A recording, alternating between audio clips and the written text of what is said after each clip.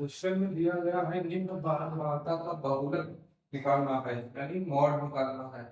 Mod के लिए मुझे इस चीज की जरूरत पड़ेगी, एल की जरूरत पड़ेगी। L equal 1 minus F zero 2 times 1 minus F zero minus F two पूरे एच। एल क्या होता है? एल होता है बहुलक वर्ग की निम्न सीमा। तो बहुलक तो इसमें देखेंगे, पहले बहुलक देखेंगे फिर उसकी निम्न सीमा देखेंगे। तो बहुलक सबसे बड़ा नंबर ही बहुलक होता है।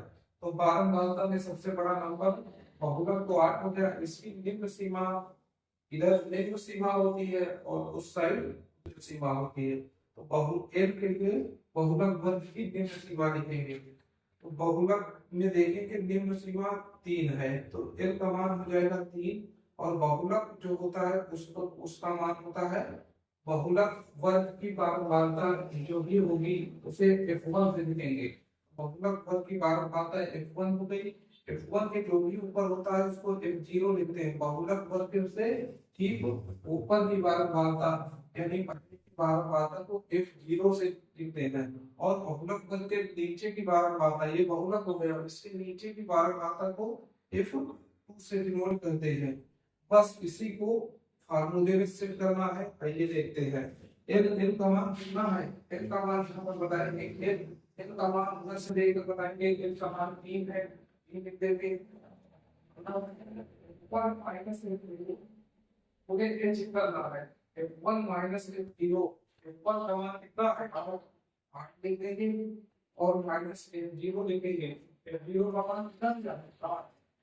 2 टाइम्स इसका गुणा करना है इक्वल तो इक्वल का मान 8 था, 8 को गुणा कर दिया हमने, माइनस लगाया f0। f0 का मान कितना है? 7। यहाँ लिखेंगे ये 7 है।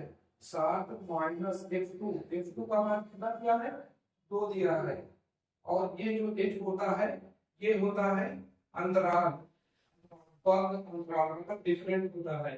जब भी 1 से 3 यानी 2 बढ़ गया, 3 से 5 हो गया यानी 2 बढ़ गया, 5 से 7 हो गया 2 बढ़ गया, यानी कि दो दो नंबर बढ़ रहे हैं। तो h का मान कितना हो गया? 2 हो जाएगा। अब इसी को हल कर लेते हैं। इसको हल करेंगे, चलिए देखते हैं इसको हल करेंगे। 3 प्लस 8 में से 7 जाएगा कितना बचेगा? 3। 8 दूनी 16, 16 में माइनस माइनस प्लस, यहाँ पर हो जाएगा 9, 9 गुणे 2, 9 गुणे कितना हो जाएगा? 9 गुणे 2, 3 प्लस 7, 2 7 7 के केस 22 23, 1/7 यानी कि